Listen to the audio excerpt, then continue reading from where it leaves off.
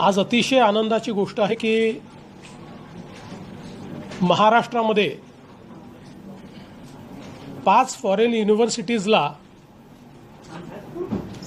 केंद्र सरकारच्या university grants कमिशनने लेटर ऑफ इंटेंट LOI दिलेला आहे आणि या युनिव्हर्सिटीजचा कॅम्पस आता महाराष्ट्रामध्ये स्थापित होणार आहे। याच्यामध्ये UK मधली युनिव्हर्सिटी ऑफ ॲबरडीन आहे जी जवळपास 500 वर्षापासून एक UKतली महत्त्वाची युनिव्हर्सिटी समजली जाते। UK मधलीच युनिव्हर्सिटी ऑफ यॉर्क आहे जी एक अतिशय महत्त्वाची अशा प्रकारचं विद्यापीठ ते समजलं जातं। विशेषतः रिसर्चमध्ये जगामध्ये खूप मोठा वाटा आहे। इलिनॉय इन्स्टिट्यूट ऑफ टेक्नॉलॉजी अमेरिकेची ही युनिव्हर्सिटी टेक्नॉलॉजी आणि रिसर्चमध्ये जगातली सगळ्यात नावाजलेल्या युनिव्हर्सिटीजपैकी एक आहे। युनिव्हर्सिटी ऑफ वेस्टर्न ऑस्ट्रेलिया जी जगातल्या पहिल्या 100 युनिव्हर्सिटी आहे आणि अनेक स्फेअरमध्ये ती जगातल्या पहिल्या 50 युनिव्हर्सिटीमध्ये देखील येते।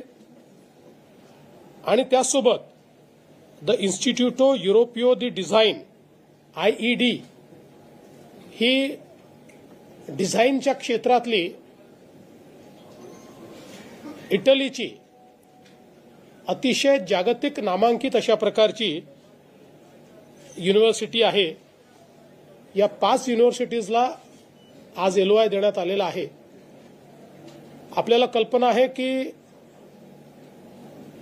2004 पासून आपण ऐकतो की भारतामध्ये ग्लोबल एज्युकेशन करता परदेशी विद्यापीठं स्थापित होतील, मात्र त्याकरता खरी व्यवस्था ही NEP 2020 नी उभी केली आणि माननीय प्रधानमंत्री नरेंद्र मोदीजींच्या नेतृत्वामध्ये NEP नी जागतिक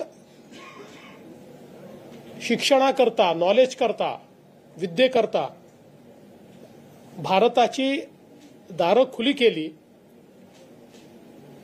आणि मला अतिशय आनंद आहे आणि मी आभार मानतो की केंद्रीय मंत्री धर्मेंद्र प्रधानजी यांनी या संपूर्ण विषयाचं नेतृत्व करत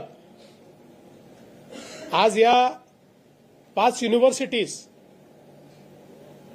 आपल्याकडे स्थापित करण्याच्या संदर्भातली LOI इश्यू केले आहेत।